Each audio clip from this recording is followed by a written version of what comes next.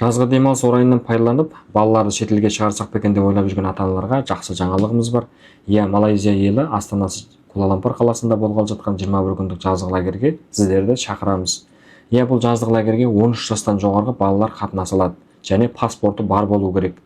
Яғни 6 айдың 1 күні тізімделу аяқтайды, ал бұл саяхатымыз 7 айдың 10 күні Үрімжі қаласынан басталып, 8 айдың 1 күні Куала-Лумпур қаласында аяқтайды. Жалпы 21 күннен тұратын саяхат. Ұшақтаның әр аптасының дүйсенбіден жұмаға дейін күніге 4 сағаттан ана тілі ағылшын болған ұстаздар сабақ өтіп береді.